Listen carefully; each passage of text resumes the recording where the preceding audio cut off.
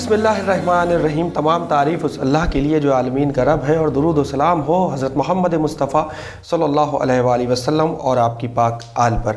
ناظرین اکرام، سلام علیکم. آپ کا میزبان حسن آصف ایک بار پھر سے آپ کے سامنے موجود ہوں اپنے خاص اور special program the concept of worship in Islam, یعنی عبادت کا تصور کیا ہونا چاہیے اسلام میں. اس کے سلسلے سے ہماری مسلسل بات ہو رہی ہے ڈاکٹر رضا عباس صاحب سے، جو اس وقت بھی ہمارے ساتھ اسٹوڈیو میں موجود ہیں. یہ ہمارا آخری ایپیسوڈ ہے اس سیریز کا، یعنی 5واں ایپیسوڈ ہے. تو آئیے سب سے پہلے استقبال کرتے ہیں ڈاکٹر صاحب کا. ڈاکٹر صاحب سلام. وعلیکم السلام. ڈاکٹر صاحب، جس طریقے سے دیکھا جائے ایک طرف عبادت ہے تو عبادت میں ہی تعلیم بھی آتی ہے. جس طریقے سے کہا جاتا ہے کہ بچہ جاہل تو پیدا ہوتا ہے، لیکن اگر جاہل ہی مر جائے تو خدا کے فرشتے اس پر لعنت بھیجتے ہیں. تو اب اگر ہم تعلیم کو دیکھیں، تعلیم اگر سب سے بڑی عبادت ہے تو اس کا اسلام میں کیا تصور ہونا چاہیے؟ اور دنیاوی اور دینی یہ دو تعلیمیں ہیں، یہ ان دونوں کو اگر ہم ربط دیتے ہوئے کسی کو ایجوکیٹ کرتے ہیں، پڑھاتے ہیں، یا صرف ہم تعلیم پر ہی جو دنیاوی تعلیم ہے اس پر دھیان دیتے ہیں، تو یہ کس حد تک صحیح ہے؟ دیکھیے، آپ کے اس سوال کے کئی پہلو ہیں، تو میں ایک ایک کر کے سب کا جواب دیتا ہوں. کہ بہت اہم بات ہے کہ تعلیم کا حاصل کرنا. ظاہر ہے جاہل انسان جانور کی طرح ہے، اس میں کوئی شک نہیں. تعلیم سے ہی انسان بنتا ہے، تعلیم سے ہی ہیومن سویلائزیشن بنتی ہے. تو انسان جب پیدا ہوتا ہے تو کچھ نہیں جانتا ہے، کچھ نہیں جانتا ہے، لیکن سب کچھ جان لینے کی صلاحیت رکھتا ہے. دیکھیے، جانور پیدا ہوتا ہے تو جتنی چیزوں کی ضرورت ہے وہ سب اسے پتہ ہوتی ہے، سب کچھ اسے پتہ ہوتی ہے. مرغی کا بچہ انڈے سے نکلتے ہی دانے پر منہ مارتا ہے، اور مچھلی کا بچہ انڈے سے نکلتے ہی تیرنے لگتا ہے. لیکن انسان کا بچہ کچھ نہیں جانتا، اپنی زندگی کو چند گھنٹے بھی خود سے نہیں گزار سکتا اگر ماں باپ نہ ہو تو، اگر کوئی نگہداشت کرنے والا نہ ہو تو. لیکن مگر جانور جو کچھ جانتا ہے اس کے بعد کچھ جاننے کی صلاحیت ہی نہیں رکھتا. مچھلی کو آپ کچھ نہیں سکھا سکتے، مرغی کو آپ کچھ نہیں سکھا سکتے، جتنا اس کو چاہیے اتنا اس کے پاس ہے. لیکن انسان کچھ نہیں جانتا. زبان ہے منہ کے اندر لیکن بول نہیں سکتی، سر ہے لیکن گردن پہ سنبھل نہیں رہا ہے، پیر ہیں مگر چلنے کی صلاحیت نہیں رکھتے، ہاتھ ہیں مگر عمل کرنے کی صلاحیت نہیں رکھتے، آنکھیں ہیں مگر کوئی میننگ فل چیز نہیں دیکھ سکتی، کان ہیں مگر میننگ فل چیز نہیں سن سکتے. یہ سب ہیں مگر سب کچھ جان لینے کی صلاحیت رکھ گیا ہے. کیا سے کیا بن سکتا ہے؟ جاہل بن سکتا ہے، بڑا سائنٹسٹ بن سکتا ہے، عالم دین بن سکتا ہے، مرجع وقت بن سکتا ہے، دنیا کو پلٹ سکتا ہے، دنیا پہ رحمتیں برسا سکتا ہے، دنیا پہ عذاب لا سکتا ہے، سب کچھ کر سکتا ہے. تو انسان کو جو ہے وہ علم کے ذریعے ہی انسان بنتا ہے. اسی لیے علم کو سب سے بڑی عبادت کہا گیا ہے. اور حضور سب سے بڑی عبادت یوں بھی ہے کہ ساری عبادتوں کے لیے کوئی نہ کوئی کنڈیشن ہے، علم کے لیے کوئی کنڈیشن نہیں. بے شک ساری عبادتوں کے لیے کنڈیشن کا کیا مطلب ہے؟ نماز ہے مگر نماز کے لیے کچھ قیود ہیں. عاقل ہونا شرط ہے، بالغ ہونا شرط ہے، بالغ سے پہلے اس کے اوپر نماز واجب نہیں ہے، فرض نہیں ہے نا. بیمار ہے تو اس کے لیے، بے ہوش ہو گیا تو اس کے لیے ہزار طریقے کی چیزیں ہیں. لیکن علم کے لیے کیا ارشاد ہوا؟ طلب العلم فریضۃ علی کل مسلم و مسلمۃ، یعنی نماز پڑھانے اور پڑھنے والا دونوں بالکل عالم ہونا چاہیے. بالکل عالم ہونا چاہیے. نہیں، میں یہ کہنا چاہتا ہوں کہ اطلب العلم من المہد الی اللحد، کہ مہد سے لے کے، جھولے سے لے کے اور لحد تک علم حاصل کرو. وہاں پہ وقت کی وہ نہیں ہے. روزہ ہے تو سال میں ایک دفعہ ہے، ایک مہینے، 11 مہینے تو روزے نہیں ہیں. لیکن علم 11 مہینے بھی ہیں، 12 کے 12 مہینے ہے نا. تو حج ہے، زکوٰۃ ہے، ہر چیز کا ایک وقت ہے. لیکن علم کا کوئی وقت نہیں، کوئی معین وقت نہیں ہے. اور یہاں تک کہ ائمہ کی، یعنی امیر المومنین کی ایک بات ہمارے نظروں سے گزری ہے کہ اگر 3 دن گزر جائیں اور تمہارے علم میں کوئی اضافہ نہ ہو تو تم اپنی موت کی دعا مانگو. کہ یہ مطلب 3 دن گزر گئے اور ہماری معلومات اور ہمارے علم میں کوئی اضافہ نہیں ہوا، اس کے معنی یہ ہے کہ ہماری زندگی فضول ہو گئی.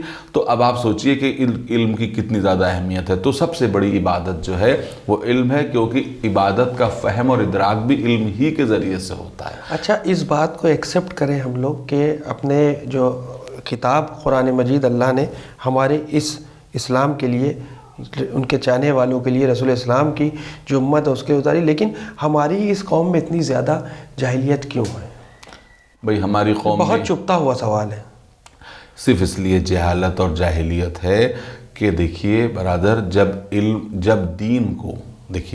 جب دین کو رسم و رواج کا پلندہ بنا دیا جائے گا، جب دین کو اس کی اسپرٹ سے ہٹا دیا جائے گا تو صرف جاہل پیدا ہوں گے، اور جب دین کو رسم اور روح کے مجموعے کے طور پہ دیکھا جائے گا تو عالم پیدا ہوں گے. بدقسمتی سے ہماری قوم اس وقت رسم و رواج میں پھنس کے رہ گئی ہے. ہماری قوم کے پاس دیکھیے، آپ دیکھتے ہیں کہ پہلے 1.25 مہینے دوسرے طرح کے رسم و رواج ہوتے رہتے ہیں، وجہ کیا ہے؟ پھر 1-2 مہینے کے بعد کیا ہوتا ہے، نذر و نیاز کے رسم و رواج ہونے لگتے ہیں. پھر آپ بتائیے، بڑی بڑی محفلیں 50-50 لاکھ 1-1 کروڑ کی محفلیں جو ہیں کی جاتی ہیں، اور اس میں ہاں مولا کے نام پہ ہو رہی ہیں. تو اب آپ دیکھیے، مولا کے نام پہ وہ شاعر آ رہے ہیں، وہ شاعر آتے ہیں اور وہ نصیریت کی تعلیم دیتے ہیں وہاں پر، اور سب جو ہے وہ ہاتھ اٹھا کر کے ان کی جو ہے وہ تعریف کرتے ہیں، تائید کرتے ہیں، تعریف کرتے ہیں. اور وہ شاعروں کے الفاظ کیا ہیں؟ بس نشستن، گفتن، برخاستن، آئے بیٹھے بولے چلے گئے. کیا انہوں نے کوئی عمل کی تعلیم دی آپ کو؟ کیا انہوں نے کسی سے ہدایت کی طرف آپ کی جو ہے وہ کی؟ وہ تو ایک طرح کا انٹرٹینمنٹ ہو گیا. تو جب قوم ان چیزوں میں پڑی رہے گی اور اس کو یہ نہیں پتا ہوگا کہ ان ائمہ، یہ بتائیے کہ امام جعفر صادق علیہ السلام کی یوم پیدائش پر ہم نے جشن صادقین کیا، جس میں یعنی خود حضور کی پیدائش اور امام جعفر صادق علیہ السلام کی پیدائش، اور اس کے بعد ہم یہی نہیں جان سکے کہ امام جعفر صادق نے زندگی میں کیا کیا. آپ بتائیے، میں آپ سے سوال کرتا ہوں، کتنے % لوگ ہیں جو امام جعفر صادق علیہ السلام کے جو علمی کارنامے ہیں ان سے واقفیت رکھتے ہیں؟ یہی نہیں معلوم ہوگا کہ آپ کی سب سے پہلی یونیورسٹی قائم کی ہوئی قم میں ہے. بھئی آپ یہ بتائیے کہ امام محمد باقر نے کیا کیا، امام جعفر صادق علیہ السلام نے کیا کیا، کیا یہ ہماری قوم کو معلوم ہے؟ تو آپ بتائیے اس کے بعد، تو اس کے معنی یہ ہے کہ ہماری قوم رسم و رواج میں الجھی ہوئی ہے. جب دین میں رسم حاوی ہو جاتی ہے تو جہالت حاوی ہو جاتی ہے، جب دین میں اسپرٹ حاوی ہوتی ہے تو علم حاوی ہوتا ہے. تو مجھے یہ کہنے میں کوئی قباحت نہیں ہے کہ اس وقت سارا زور رسوم کے اوپر ہے. یہ ہم یہ نہیں کہہ رہے ہیں کہ آج کے لوگ، ہم لوگ جو ہیں وہ، ہم یہ نہیں کہہ رہے ہیں کہ آج یہ ہوا ہے، نہیں، برسوں سے یہ سب ہوتا آیا ہے. بہت سی حکومتوں نے اس کی سرپرستی کی ہے رسم و رواج کی. اب میں کیا بیان کروں کہ جو ہے وہ بہت سی ایسی رسمیں جو اب ختم ہو گئی ہیں، ورنہ ایسی قبیح رسمیں جو ہیں وہ ایجاد ہو گئی تھیں کہ جن کے بعد جو ہے وہ کچھ رہ ہی نہیں جاتا تھا.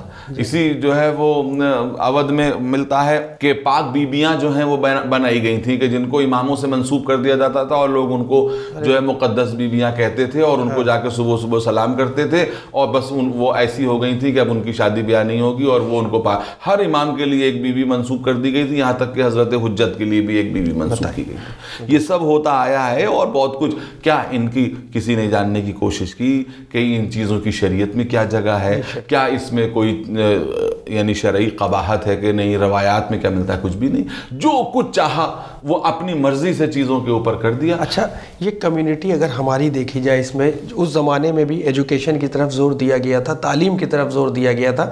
تو آج کے اس دور میں بھی اگر ہم فوکس کریں، تھوڑا اپنا مائنڈ سیٹ کریں اور دیکھیں، تو آج کے بھی دور میں کیا کچھ لوگ ایسے ہیں جو تعلیم کی طرف رواشناس کر رہے ہیں لوگ؟ بھائی دیکھیے، بالکل نا امید ہونے کی تو کوئی ضرورت نہیں ہے. علامہ اقبال کا وہ شعر ہے کہ نہیں ہے نا امید اقبال اپنی کشت ویراں سے، ذرا نم ہو تو یہ مٹی بہت زرخیز ہے ساقی.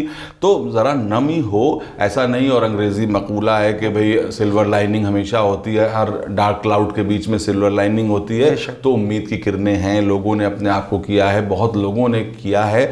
اور اب آپ دیکھیے اس کی ابتدا آج سے 150 برس پہلے سر سید احمد خان نے پوری مسلمان قوم کو جگانے کے لیے، پوری قوم مل کے مخالفت پہ آ گئی. وہ اکیلا انسان، اس نے MAO کالج بنایا، وہ بعد میں مسلم یونیورسٹی بنی، ہزاروں، سینکڑوں، لاکھوں لوگ وہاں سے تعلیم لے کے آگے بڑھے. پھر آپ کے یعنی ہندوستان میں ہی آپ یہ دیکھیے، لکھنؤ میں ڈاکٹر کلب صادق صاحب نے کتنی کوششیں کی، اپنی ایک سانس وقف کر دی تعلیم کے رواج میں، اس سے ماحول بدلا ہے، بچے جو ہیں وہ ایک بدلے ہوئے مائنڈ سیٹ کے ساتھ آگے بڑھ رہے ہیں۔ میں سمجھتا ہوں کہ بالکل ایسا نہیں ہے کہ مایوسی نہیں ہے، لیکن یہ کہ جتنا ہونا چاہیے تھا اتنا ابھی بھی نہیں ہو سکا ہے، اور میں سمجھتا ہوں کہ ایسے لوگوں کا ہونا بہت ضروری ہے۔ بہت سے لوگ بہت سے کام کر رہے ہیں، لیکن نہ جانے کتنی فیلڈ ابھی۔ اچھا ہوتا یہ ہے کہ کبھی کبھی ہمارے لوگ جو ہیں وہ فیشن کی طرح کسی چیز کے پیچھے پڑ جاتے ہیں۔ مثلا ہم کہتے ہیں کہ ایجوکیشن میں کچھ لوگ آ گئے، اگر اچھے اسکول کھل گئے تو اب انہی لوگوں کو چاہیے کہ بھئی ہیلتھ کے سیکٹر میں چلے جائیں،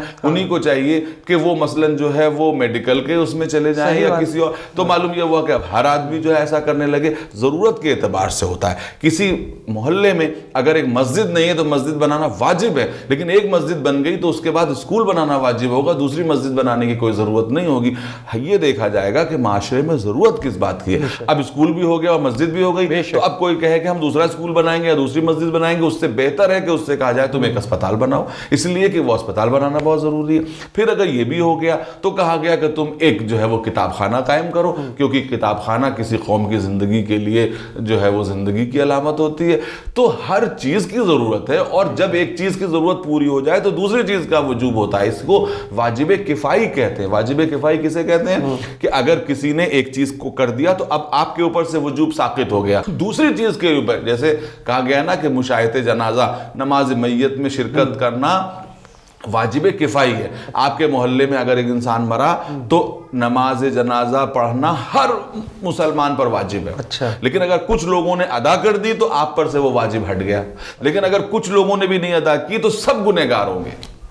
اکثر ہوتا ہے جیسے نماز جنازہ ہو رہا ہے، کچھ لوگ باہر کھڑے ہوتے ہیں۔ وہ تو خیر وہ تو ان کی بدقسمتی ہے۔ تو کیا جو ہم پڑھ لیں ہماری نماز بھی نہیں ہوگی؟ نہیں، آپ کی تو ہے، میں نے عرض کیا وہ تو جہالت ہے۔ یہاں پہ چلتے چلتے عرض کر دوں، نماز جنازہ ایک ایسی نماز ہے، کچھ لوگ کہتے ہیں نا ہم نجس ہیں، نجاست کی حالت میں پڑھی جا سکتی ہے، بغیر وضو کے بھی پڑھی جا سکتی ہے، کچھ قباحت نہیں ہے، لیکن پھر بھی باہر کھڑے رہتے ہیں۔ یہ ان کی بدقسمتی ہے کہ وہ اتنی بڑی فضیلت اور اتنے بڑے ثواب سے دور ہیں، جبکہ چاہے انسان نجس ہو، چاہے انسان بے وضو ہو، کچھ بھی ہو، لیکن اس کو نماز جنازہ میں کھڑے ہو جانا چاہیے، کیونکہ نماز جنازہ بیسیکلی ایک دعا ہے، دعائے خیر ہے، مومنین کے لیے، مرنے والے کے لیے۔ خیر بات یہاں پہ یہ تھی کہ واجب کفائی، تو واجب کفائی یہ ہے کہ اگر ایک جگہ پہ جو ہے وہ اسکول نہیں ہے تو اسکول کھولنا واجب کفائی ہے۔ اسکول ایک کھل گیا تو اسپتال کھولنا ہے آپ کو، اسپتال کھل گیا تو آپ کو لائبریری کھولنا ہے، لائبریری کھل گئی میڈیا ہاؤس آپ کو کھولنا۔